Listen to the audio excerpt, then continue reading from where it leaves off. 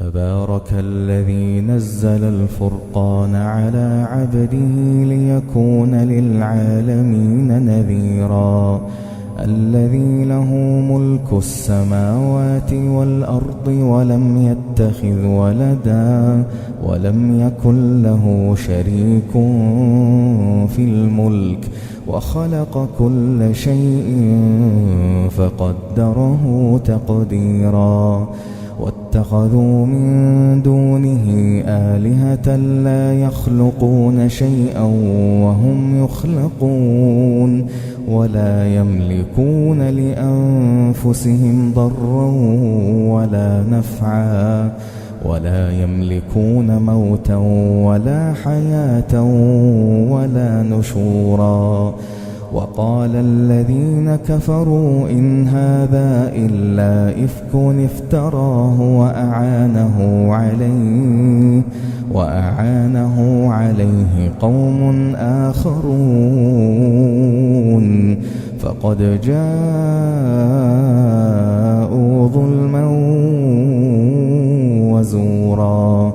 وقالوا أساطير الأولين اكتتبها فهي تملى عليه بكرة وأصيلا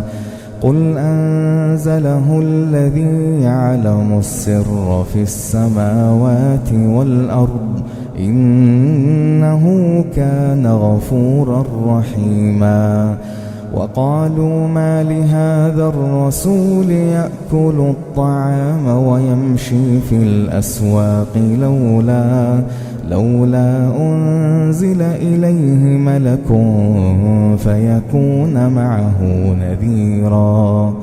أو يلقى إليه كنز أو تكون له جنة يأكل منها وقال الظالمون إن تتبعون إلا رجلا مسحورا انظر كيف ضربوا لك الأمثال فضلوا فلا يستطيعون سبيلا تبارك الذي إن شاء جعل لك خيرا من ذلك جنات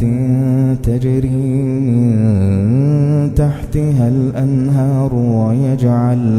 ويجعل لك قصورا بل كذبوا بالساعة وأعتدنا لمن كذب بالساعة سعيرا إذا رأتهم من مكان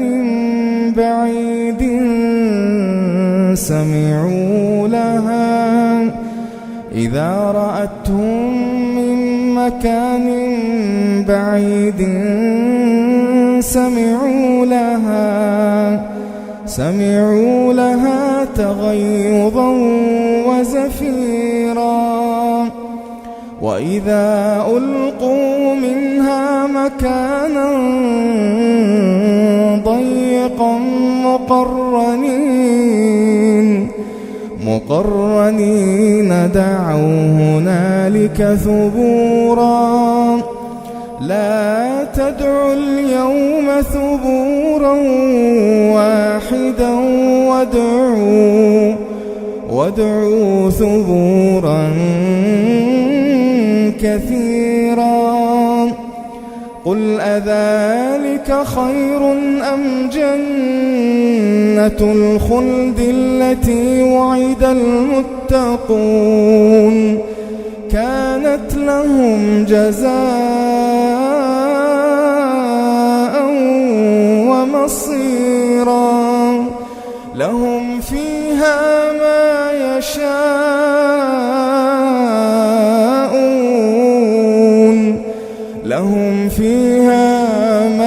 يشاءون خالدين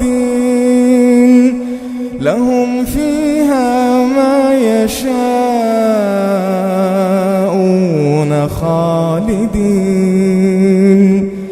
كان على ربك وعدا مسئولا.